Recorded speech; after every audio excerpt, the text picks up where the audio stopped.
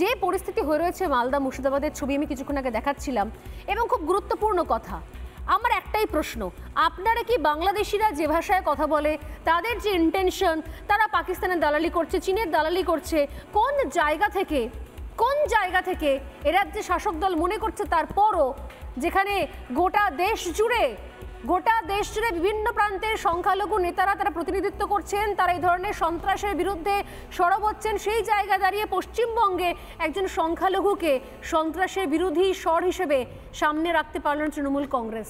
কোন জায়গা থেকে মালদা মুর্শিদাবাদে বাংলাদেশের এজেন্ডা অনুযায়ী, বাংলাদেশের এজেন্ডা অনুযায়ী মালদা মুর্শিদাবাদকে হিন্দু শূন্য করার ক্ষেত্রে একজন তৃণমূল কংগ্রেসের নেতা, কাউন্সিলর, তিনি সে সর্বাগ্রে ভূমিকা পালন করলো, তাকে উস্কানি দিতে দেখতে পাওয়া গেল। কোন জায়গা থেকে, কোন উদ্দেশ্যে পশ্চিমবঙ্গের সংখ্যালঘুরা এগুলো সাপোর্ট করে, আদৌ সাপোর্ট করে?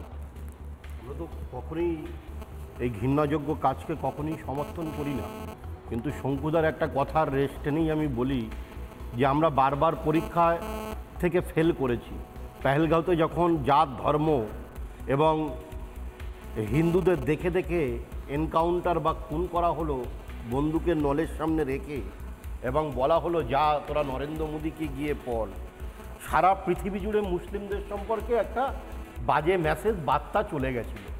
আমরা ভেবেছিলাম যে আমরা যারা রাষ্ট্রবাদী সচেতন মুসলিম, যারা রাষ্ট্রকে ভালোবাসি, দেশকে ভালোবাসি, ধর্ম আগে নয়, রাষ্ট্র আমাদের কাছে আগে, আমরা এই রাষ্ট্রবাদীরা ভেবেছিলাম যে আমাদের এই বদনাম ঘুচবে কবে, আমরা এই বদনামের হাত থেকে মুক্তি পাবো কবে।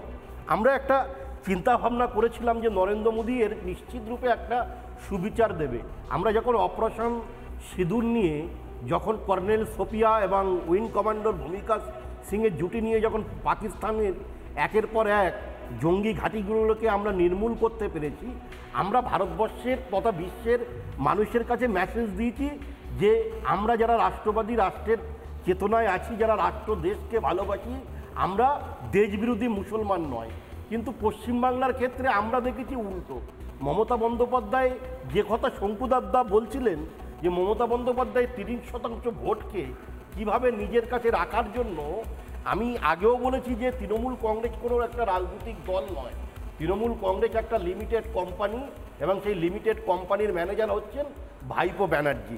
অতএব এই তৃণমূল কংগ্রেস যদি একটা পার্লামেন্ট ডেলিগেশন, কোনো ইউসুফ পাঠানের মতো একটা আন্তর্জাতিক মানের ক্রিকেটার, যারা বিশ্বের কাছে যার নাম আছে, যার খ্যাতি আছে, যশ আছে, সে ধর্মে এবং জাতিতে মুসলমান হবার পরেও মমতা বন্দ্যোপাধ্যায়ের দল সিদ্ধান্ত নিতে পারলেন না যে মুসলমানদের গায়ে যে কালিমা লেগে আছে, যে কালি লেগে আছে, পাঠান যদি যায় বিশ্বের কাছে একটা ডিস্টান্স।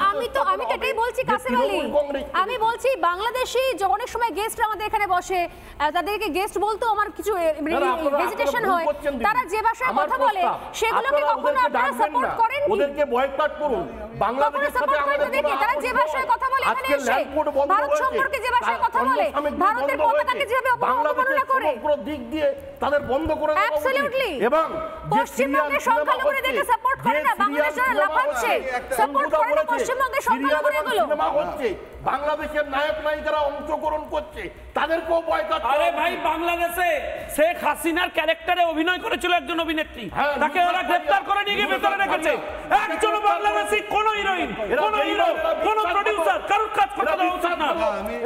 এখানে খাবেন, এখানে পড়বেন, এখান থেকে রোজগার করবেন, ভারতের মধ্যে ছুরি বছর এরা পাকিস্তানকে জঙ্গি।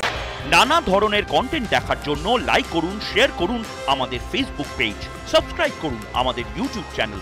পাশাপাশি অন্যান্য ব্রেকিং নিউজের জন্য অবশ্যই চোখ রাখুন রিপাবলিক বাংলায়।